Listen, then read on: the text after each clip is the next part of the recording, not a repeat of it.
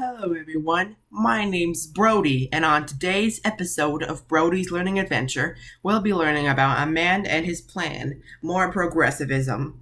Hero of the Spanish-American War, Teddy Roosevelt became governor of New York and vice president during President McKinley's second term. When McKinley was assassinated by an anarchist in 1901, Roosevelt, who was 42, became the youngest person to be a U.S. president. Ooh, fun fact. This sort of reminds me of a fact about a Chinese emperor who was just 2 years old when he got the throne. Roosevelt became known as the first conservationist president, founding the U.S. Forest Service for his work help negotiate the Treaty of Portsmouth to end the Russo-Japanese War. Roosevelt also won the Nobel Peace Prize. Roosevelt was the inspiration for the teddy bear. He loved to hunt, but during a hunting trip in 1902, he decided not to shoot a bear captured by others in his party. A toy maker heard this story and named the stuffed bear toy he was making after the president. So next time you're snuggling up with a teddy bear, you can thank Roosevelt for that. The Panama Canal. The distance between U.S.-controlled land in the Pacific, the Philippines and Hawaii, and in the Atlantic Caribbean, Cuba and Puerto Rico, made it difficult for U.S. ships to travel from place to place. The Isthmus of Panama seemed like the perfect place for a canal connecting the two oceans. An isthmus is a narrow piece of land connecting two larger land masses. The narrow piece of land was owned by Colombia, knowing that the people of Panama were planning a revolution against Colombia. Roosevelt sent a warship to block Colombian troops from reaching the uprising. The Panamanian Revolution was successful. Roosevelt quickly recognized the new nation and negotiated a 99-year lease on the 10-mile wide canal zone, and not a cal zone. In 1903, Hague-Bonneau-Varilla Treaty established the canal zone and the right of the U.S. to protect it. Construction of the Panama Canal began in 1904. The work was dangerous, mostly due to malaria and yellow fever carried by mosquitoes, and many workers died before construction was completed 10 years later. In August 15, 1914, the Ancon was the first ship to make the crossing. Speak softly and carry a big stick. Roosevelt believed that the U.S. had the right and the responsibility to act in Panama as it did. Roosevelt was famous for saying that one ought to speak softly and carry a big stick. That is, as the U.S. took greater charge of the Western Hemisphere, Roosevelt saw the nation's role as that of a police officer and reminded other nations of the power of the American military, aka the big stick. The Roosevelt Corollary. The Monroe Doctrine warned European nations not to interfere in the Western Hemisphere. At that time, the U.S. didn't have the military power to support that warning. By 1900, that was no longer the case. When several Latin American nations defaulted on debts to European countries, Roosevelt forced them to pay to prevent European interests from getting involved. This was the Roosevelt Corollary to the Monroe Doctrine. A corollary is a conclusion that follows naturally from another proposition. It barred Europe from interfering in Latin America and gave the U.S. the right to intervene and settle disputes instead. The U.S. took charge of the Dominican economy in 1905 and stopped a revolt in Cuba in 1906 as well. Roosevelt and the Square Deal. Roosevelt viewed the presidency as a bully pulpit, or a powerful platform, to advance his political agenda. He was the first president to enforce the Sherman Antitrust Act, fighting trusts that he singled out for working against the public good. A practice that earned him the name Trust Buster. In 1902, during a United Mine Workers strike, Roosevelt was the first president to threaten to use the army to break a strike on behalf of the union. He convinced the company to agree to arbitration. Arbitration is deciding on a question by presenting it to an arbitrator, a third party, usually used to avoid going to court or having a strike. In his bid for re-election in 1904, Roosevelt ran on the platform that every American deserved a square deal, and easily won. His square deal program included the following: controlling corporations and fighting corruption, protecting consumers — he passed the Meat Inspection Act and the Pure Food and Drug Act in 1906, and conserving natural resources.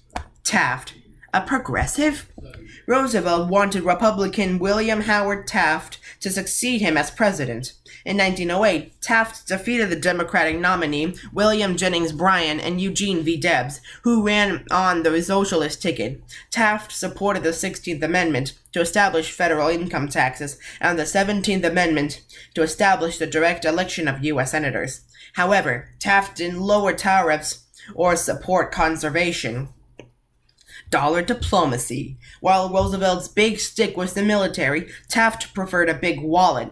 He encouraged dollar diplomacy, using business investments and international loans to increase American influence in Latin America and East Asia.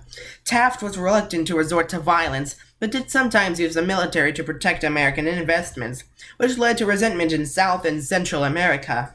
The Progressive Party. A rift developed between Roosevelt and Taft, and Roosevelt chose to run again for president in 1912. Even though the Republican Party still supported Taft, Roosevelt formed the Progressive Party, also known as the Bull Moose Party, because of the strength Roosevelt attributed to it. But he succeeded only in splitting the Republican vote. As a result, the Democrat Woodrow Wilson was elected president. A bull moose is just a male moose, not some weird mutant bull moose thing. Let me know in the comments below how you draw a bull moose thing, or a bull moose mutant hybrid thing. Don't forget that the priorities and values of the Democratic and Republican political parties have changed since these parties were established in the late 1700s. Progressivism under Wilson. Except when it came to segregation, which he supported, Wilson was progressive in his policies. During his 2 terms, progressive advances included the following: the Clayton Antitrust Act of 1914, which further limited the ability of companies to form monopolies, and no, not the board game, and increased government regulatory power. The Federal Reserve Act of 1913, which created the Federal Reserve Board, or the FED, to oversee the federal banks and control interest rates. The Underwood Tariff of 1913, which decreased tariffs, whatever they are. I forgot what they are. The creation of the Federal Trade Commission in 1914, which enforced trade laws. The Keating-Owen Act of 1916, which limited child labor, though it was later struck down. The Mexican Revolution and Pancho Villa. President Wilson was more opposed to imperialism than his predecessor. His policy of moral diplomacy involved doing business only with countries that were free and democratic. However, when the Mexican Revolution began in 1910, Wilson decided to use military force because of the many economic ties between the U.S. and Mexico. The revolution affected the U.S. 1911, the former Francisco Madero overthrew dictator Porfirio Diaz. 1913, General Victoriano Huerta overthrew Madero. 1914, Wilson refused to recognize Huerta's government and sold weaponry to Venustiano Carranza, his rival. With help from the U.S., which granted him diplomatic recognition, Carranza took over. And not Carranza. Then, in January 1916, Francisco Pancho Villa, a prominent Mexican revolutionary general who had sought diplomatic recognition from the U.S. for years, protested Carranza's administration by killing 15 Americans in Chihuahua, Mexico. And a diplomatic recognition is when a state is acknowledged by other governments and other countries. When this didn't provoke conflict, he crossed into New Mexico and killed about 20 people in Columbus, a border town. Wilson sent General John J. Pershing and his troops, who chased Pancho Villa for a year until World War I, called them away. The Mexican Revolution ended in 1920. Here's a quiz to see if you've been paying attention. How did Roosevelt intervene in Colombian politics in order to get the Canal Zone lease? What did Roosevelt mean by speak softly and carry a big stick? What is the Roosevelt corollary? How does dollar diplomacy work? What did the Federal Reserve Act of 1913 do? How did President Wilson's views about Latin America differ from those of Taft and Roosevelt? And why did General Pershing stop chasing Pancho Villa? Pause the video now to think of the answers for yourself. On to the answers. 1. He blocked the Colombian army from reaching Panama. 2. Roosevelt meant that the U.S. should act like a police officer and remind other nations of America's military power. 3. The Roosevelt corollary to the Monroe Doctrine allowed the U.S. to intervene in Latin American disputes. 4. Taft used business investments and loans rather than the army as his first tool to influence Latin America. 5. The Federal Reserve Act of 1913 created the Federal Reserve Board, aka the FED, to oversee the federal banks and control interest rates. 6. Wilson wanted to spread democracy but did not want to control other nations. And number 7. World War I started and he was needed elsewhere. Be sure to like, comment, subscribe, and hit the notification bell so that way you won't miss any of my new episodes. This is Brody signing out.